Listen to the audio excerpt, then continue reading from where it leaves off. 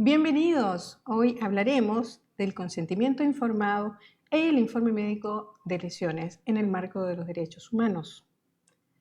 ¿Qué documentos incluye el informe médico de lesiones en el marco de los derechos humanos? En primer lugar, incluye la solicitud de atención y consentimiento informado.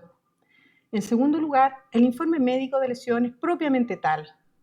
Y en tercer lugar, otros antecedentes aportados por el paciente. ¿Qué importancia tiene este informe? Primero, es un acto jurídico de la medicina legal y también de los derechos humanos.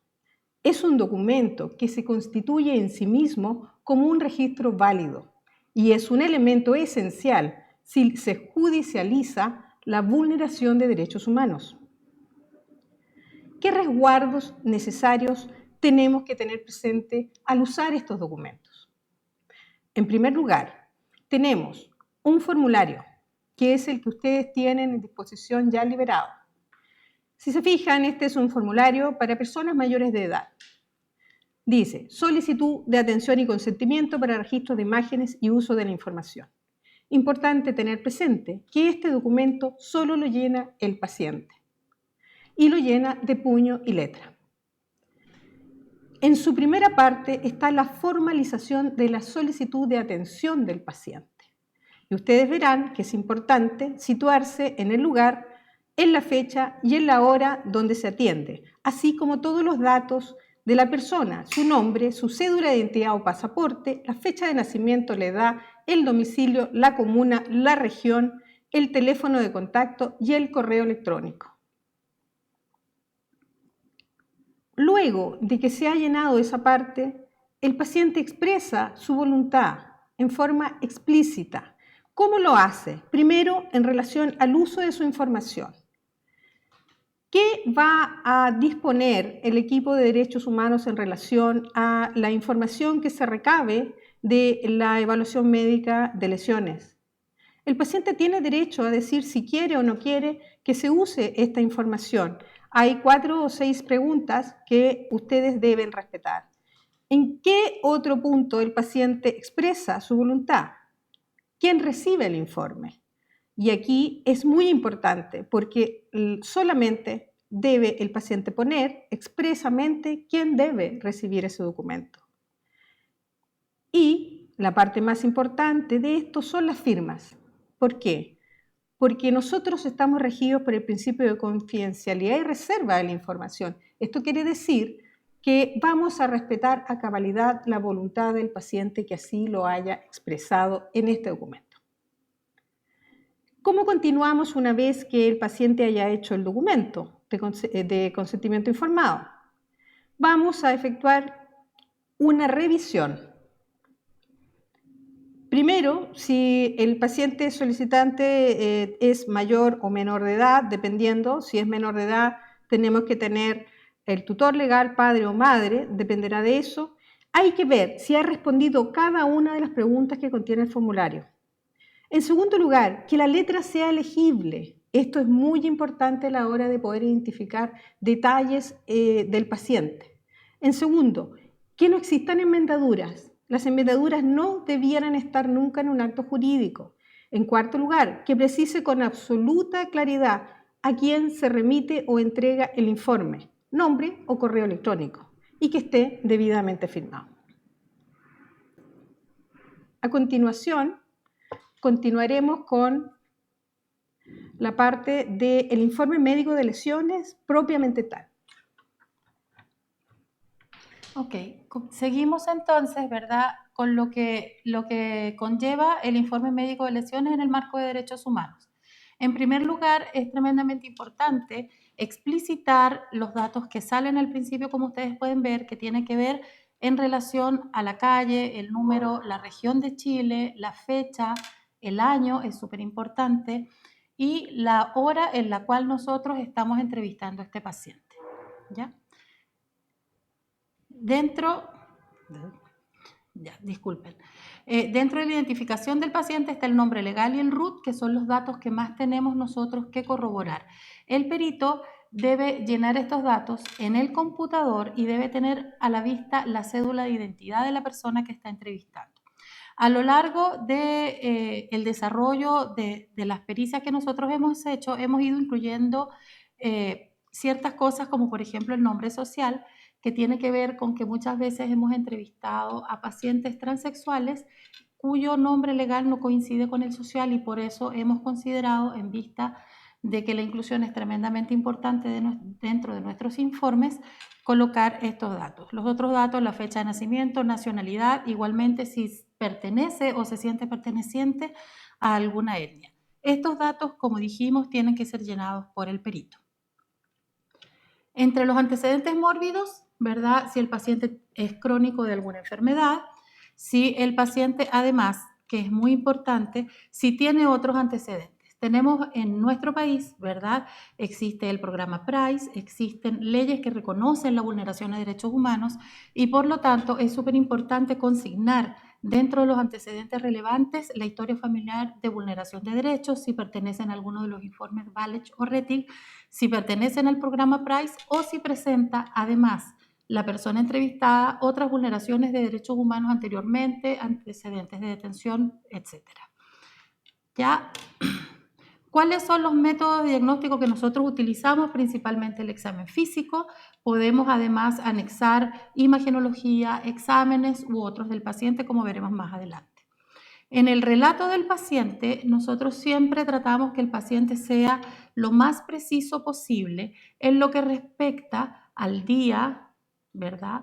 El año, que es muy importante consignar porque no sabemos cuándo estos informes van a ser de utilidad, ¿ya? Y la hora y el contexto en el cual se sucede lo que el paciente nos va a relatar.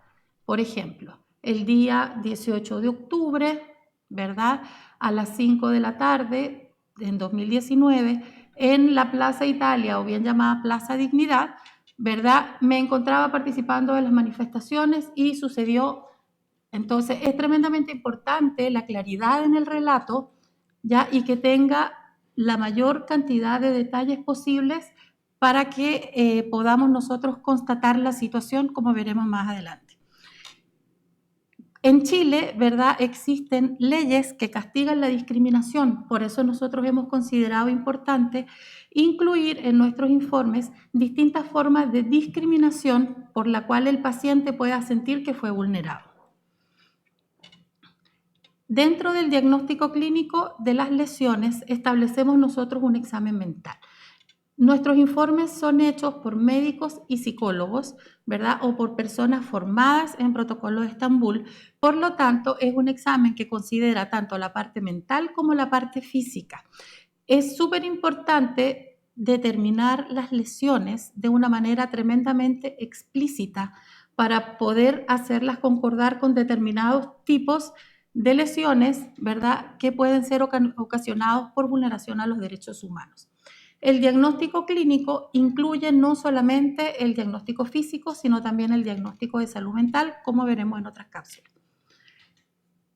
Uno de los puntos, ya que es tremendamente importante, es la concordancia de nuestro relato, los hallazgos del examen físico y del examen mental, con la definición de tratos crueles, inhumanos y degradantes que son validados por instrumentos internacionales.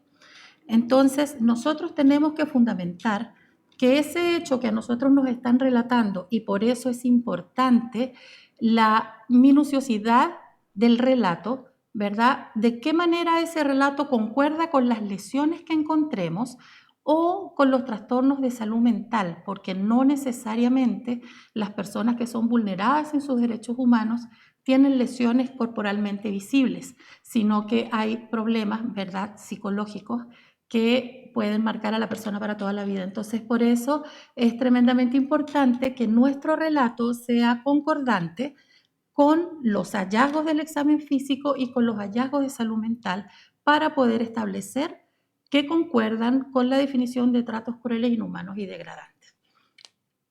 ¿Verdad? Si el paciente va acompañado, si no va acompañado, también lo tenemos que relevar en nuestro informe. Y las evidencias recogidas, ¿verdad? Tenemos que explicitar si filmamos, si grabamos, si fotografiamos u otro medio de registro. La firma del equipo contratador como dijimos anteriormente, siempre el informe va con la firma del médico o la médica que lo realiza y del adjunto, ¿verdad? Que generalmente son personas no médicas que colaboran y que están formadas estrictamente con el protocolo de Estambul para realizar este tipo de peritajes. En los anexos, ¿verdad? Tenemos el consentimiento informado, que hablamos en primer lugar, que tiene que ir explicitado con el nombre completo del paciente, las fotografías que son tomadas por el médico el día del paciente, ya que generalmente revelan las lesiones que tienen y que constatan con el examen físico, el dato de atención de urgencia, que si lo hubiera en este caso, porque las constataciones de lesiones clínicas nosotros no las realizamos, entonces es necesario que la persona traiga su dato de atención de urgencia. Si lo tuviera, tenemos que registrarlo con el número que tiene dicho documento. Igualmente, los pacientes otorgan o suelen otorgar fotografías proporcionadas por ellos o fotografías recogidas en las redes o en otro tipo de información. Sin embargo, tenemos que tener súper claro que toda la información aportada por el paciente tiene que ser revisada, seleccionada y, por supuesto, escaneada para formar parte del informe. Los otros documentos aportados podrían ser, por ejemplo, epicrisis, podrían ser exámenes de rayos X, escáner, informe o cualquier otra forma, ¿verdad?, para apoyar el diagnóstico que nosotros estamos haciendo. Finalmente, ¿cómo se entrega el informe al paciente? Una vez que nosotros tenemos el consentimiento informado, que tenemos el documento del informe de lesiones realizado, ¿verdad?, tenemos que tener súper claro que solamente se entrega a quien el paciente determine en el consentimiento informado. Tenemos dos formas de entrega, una que es impreso en sobre cerrado y contra nómina firmada por la recepción, y tienen que exhibir su cédula de identidad para comprobar que efectivamente quien está retirando el informe es la persona que está autorizada para ello. Y la segunda alternativa es que se remite firmado digitalmente en formato PDF para que no pueda ser modificado e idealmente desde un correo institucional. Nosotros lo enviamos desde nuestro correo derechoshumanos@colegiomédico.cl y solamente, igual que en el caso anterior, a la persona a quien ha sido autorizado el envío. Muchas gracias por su atención. Gracias, sigamos trabajando.